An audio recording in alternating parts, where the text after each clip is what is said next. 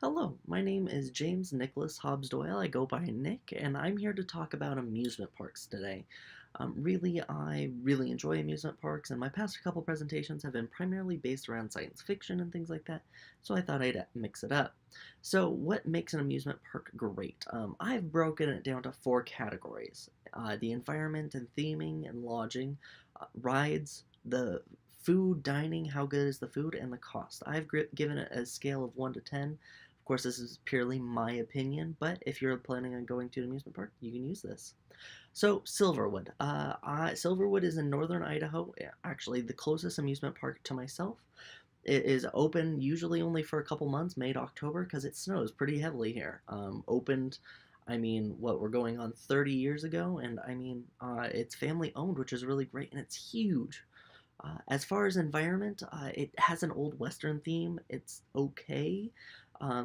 There's no lodging. You have to go to outside proprietors, and it's okay. The rides, they're okay as well. Not really well themed.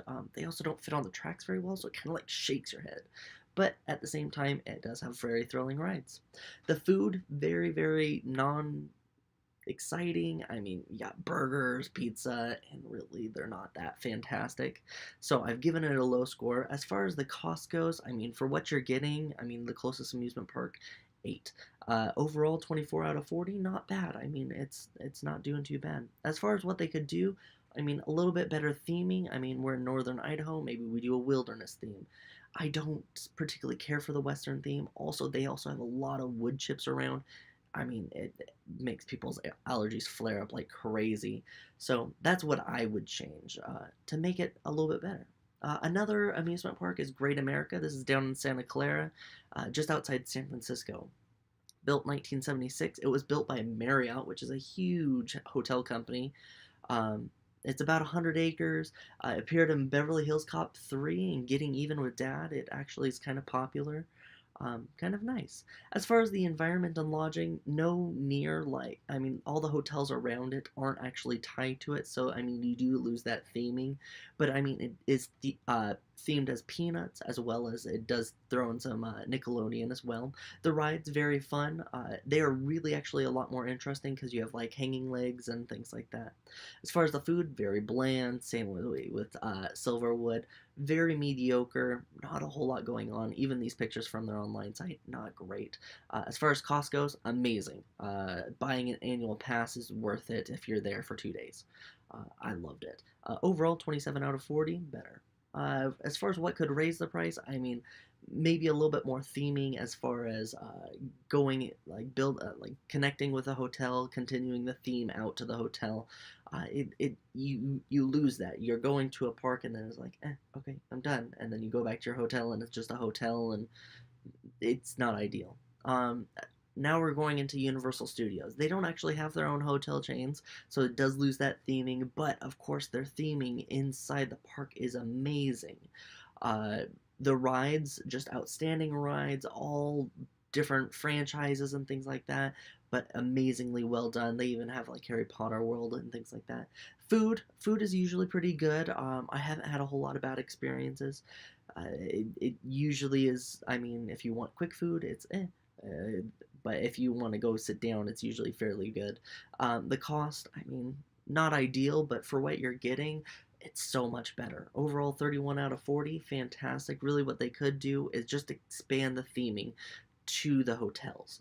That's where I see a lot of amusement parks will lose their guests, is they're not actually they're not reaching them. They're not continuing the experience, which is what I recommend.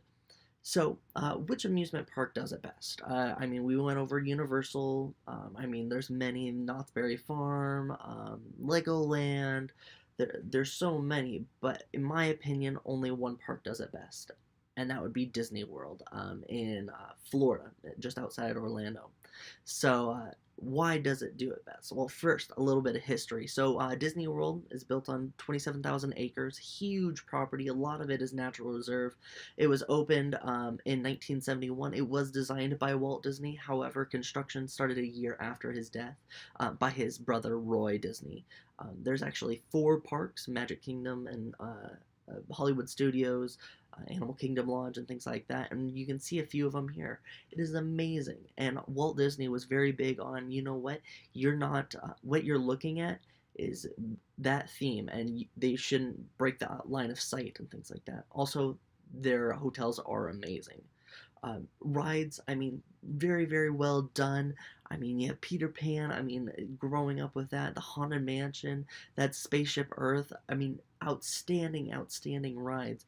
The one thing they do lack is a lot of high excitement rides, big roller coasters, things like that. That's where Disney really does miss out. Disney World food and dining, I mean, honestly, is amazing. So you got like princess dining and stuff like that. You can meet characters, as well as down in the bottom right, it's like a drive-in movie theater, but you're actually eating there. It's awesome. Honestly, the food's very, very good. You also have Epcot, so you have food from all around the world.